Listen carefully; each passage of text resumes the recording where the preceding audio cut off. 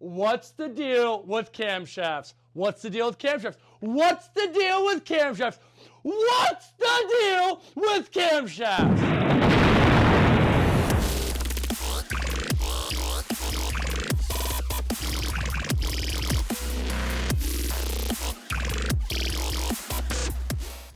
It's Cody here at Sailworks, and today we're going to be talking anything and everything about camshafts. That's lift, that's duration, that's overlap, and it's that chop as well. Now, not so fast. First things first, we need to understand what the camshaft is doing inside your motor and what lift, duration, overlap actually means. Starting with the easiest to understand, lift. It's how far the valve is going to be opening and closing inside the motor. Now, moving on to duration, which is a little bit more complicated, is the amount of time the valve is actually opening and closing during an engine cycle. To simplify, overlap essentially is when the exhaust valve and intake valve are open at the same time. Now, a camshaft is a metal rod inside your motor that is spinning with these funny looking things called lobes.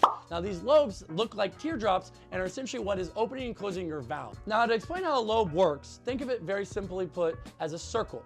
Now, if you put a point on that circle and you rotate it, think of that as the valve being opened. Across from that point, think of that as the valve being closed. So as you rotate that circle, it's going to open and close depending on where you are within that point. Now take that point and imagine that point is the end of a teardrop. The end of that teardrop is when the valve is fully open. So as you rotate into the teardrop, the valve is opening, and as you rotate away from the teardrop, the valve is closing. Okay, today with us, we have a 2003 Saab 9.3 with a B205. I've got Ryan here with me. We're gonna be going over the process, kind of show you a few tips and pointers when swapping out camshafts, but in reality, he's here to help me expedite this process. Now, one thing about the B205, it came with the worst cam profile absolutely possible that Saab ever made, as a dreaded low lift of only 8.07 on that exhaust cam, and also a pathetic duration of 228. Now, we are gonna be removing these camshafts to put in a much better profile from the T5, which is a phenomenal 240 on the intake and the exhaust, and a much higher lift. Now, with that is to allow this car to breathe better. It's gonna help lower EGTs, in reality allow us to get more power out of it safely, and also help with efficiency. Now, we are gonna lose a little bit of fuel economy. That's all right in the name of performance. And with that being said, let's get to it.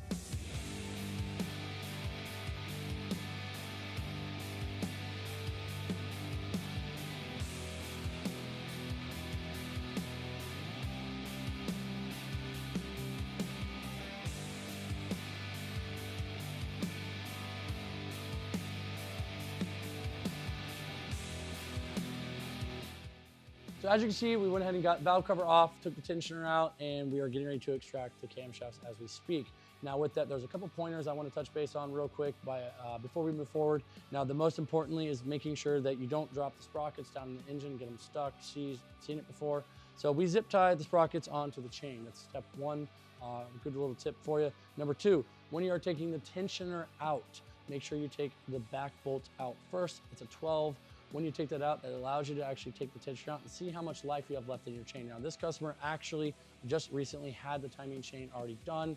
So ironically, we don't need to check the tensioner, and the tensioner was more or less weigh and spec because it's a brand new chain. If you are having your timing done, make sure you're having it done by a reputable shop.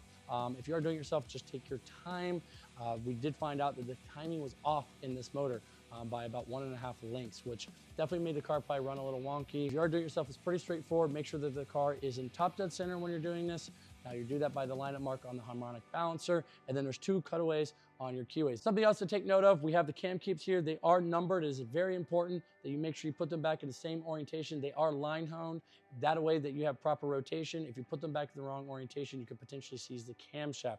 Each of these have 2 different bolts. One of them that has an oil jacket that lubricates the camshaft. Make sure that goes back in the proper orientation. Those go on the inside by where the spark plugs would be. If you put those in backwards, you potentially run the risk of seizing and or spinning those camshafts to the point that you're going to destroy the motor. Now, moving back over to the motor here, something else to take into consideration when you are taking this all apart, make sure you're cleaning any contaminants or debris, but also go ahead and pull your tappets out. Now, these do just slide out. If you have the proper hand strength, you usually can just pull them out like so, and you want to go ahead and give those a good push. If they are squishy and you can compress them easily, that means they're bad. You want to go ahead and replace those. And we are familiar, anyone that does have a Saab, that these things like to make a lot of tappet noise at the end of the day. And by doing so, testing each individual one, we're going to be able to help eliminate those potential issues of those noisy tappets. Let's talk about the profile that works best for you and your build. A camshaft's profile is simply the combination of the lift and the duration of the load. Whether it be for your daily driver or you're building a race car, understanding cam profiles is really important when it comes to performance and efficiency. Now that we've gotten the camshafts out of our customer's car and we've briefly touched base on which camshafts they're going to be going to, let's go ahead and talk about what manufacturers typically do with camshafts and how it works across the board. Now, typically what you'll find is a manufacturer will typically have different trims in a car model. So let's talk about an Audi S4, for example. What a lot of times you'll find is individuals with an Audi S4, a 2.7 liter, they'll rob the cams from another car, such as a naturally aspirated 2.8. By doing that, you're getting another camshaft that has a higher duration. Putting it in your turbocharged car typically gives you a better overall duration, allows you to cram more air in that motor. Now, as you can see here, we have multiple camshafts laid out. We have the stock B205 camshaft that we took out of that customer's car outside. It has a measly, horrible 8.07 lift. Now, typically when you find a low lift duration in a car, manufacturers are typically trying to go for better environmental reasons. Arguably, you could say better fuel economy. It does give you a little bit more punch earlier on, but it does sacrifice that top end. So arguably, when you have a low duration lift camshaft like this, the car tends to fall on its face. Now, we could slightly move over to something such as a B235R. Now, these are all H series camshafts that are back from 2003 and back that are going to be able to be swapped and interchanged in this customer's car. Now, with that, the B235R cam is going to have a greater lift and is going to have a greater duration. Now, that duration is only going up slightly to 231, and the lift is going from 8.07 up to essentially 8.3.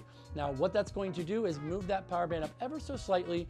It is going to give you ever so slightly worse fuel economy, but in the grand scheme of things, it's going to give you a better overall driving experience. Now, as we get away from the B235 cam, we're going to go to something which is more commonly found, which is a larger duration and lift camshaft. So if you apply this with any car that is out there, having a larger lift and duration is going to do one thing primarily. That's going to help lower your EGTs and also get more air in the motor. So you're not only getting more air in the motor, you're also having more air essentially exit. So the exhaust gases are going to escape a lot easier. So what that means is having a larger duration on the exhaust camshaft is that means it's better scavenging. That's going to get those exhaust gases, hot exhaust gases out of the motor quicker so we can get cold air in on the intake side. So these camshafts particularly have a duration of 240 compared to the 231 that we found on that intake side. The lift is now an 8.6 versus that 8.3.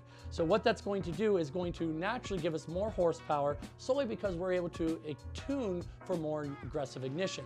So we're not necessarily going super crazy here, but we are going to be able to lower those EGTs, thus allowing us to advance that ignition substantially, which means an additional about 15 horsepower. Not all situations is duration and lift good.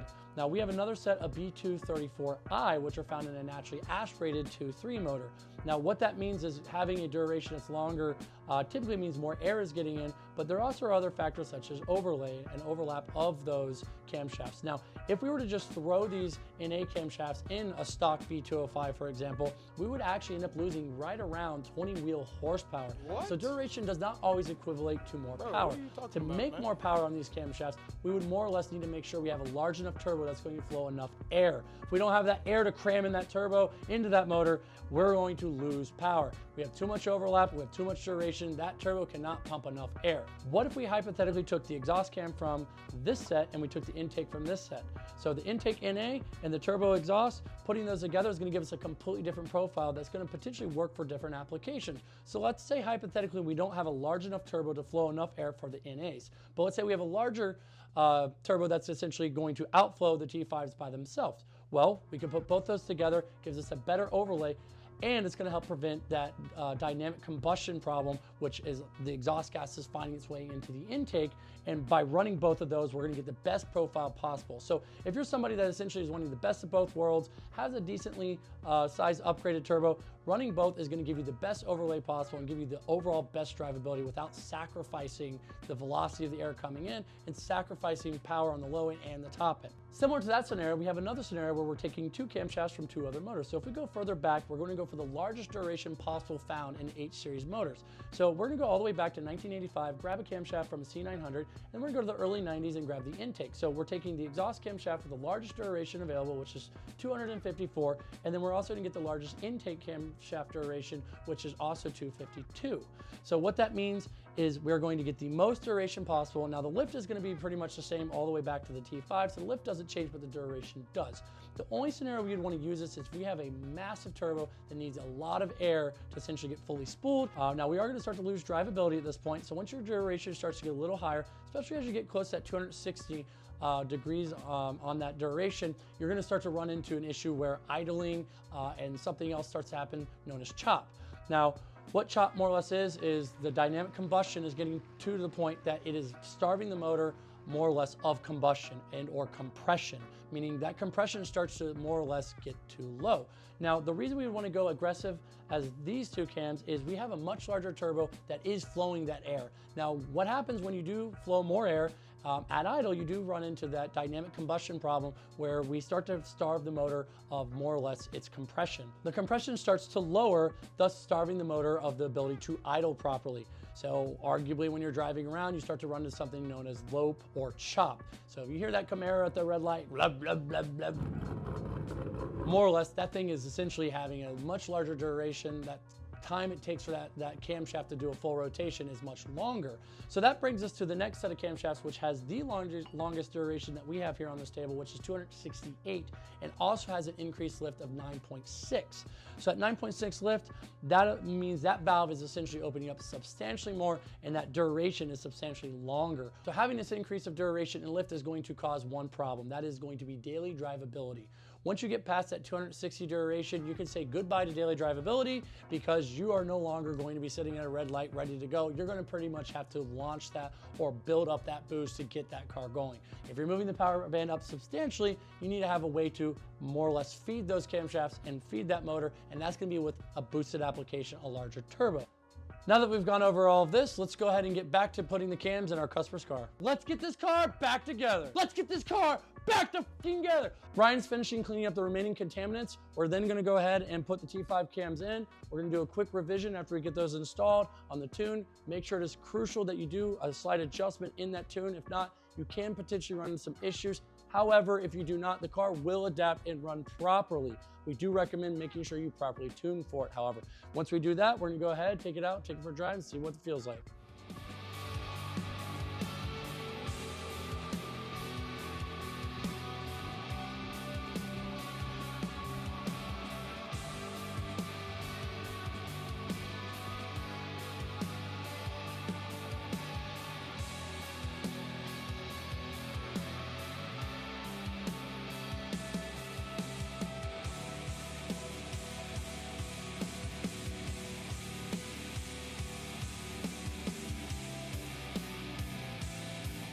Now, as we're continuing to drive it, as we take the car to red line, it's going to continue to pull all the way. Where before, right before it shifts, it tends to start to fall on its face. Now at the shift point, the car continues to want to pull, thus allowing you to tune for a little bit more aggressive top end, and most importantly, lowering those EGTs. Now, with the basic bolt-ons, you could expect to make decent power. Now, this car has no bolt-ons, just the cams, and now is making roughly about 265 horsepower. So it's just over a 50 horsepower increase, thus giving a much better top end, lowering those EGTs for reliability, and at the end of the day, sacrificing a little bit of that fuel economy for an overall better driving car.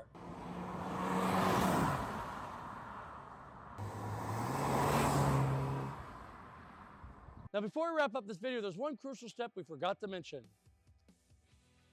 Taking out the trash.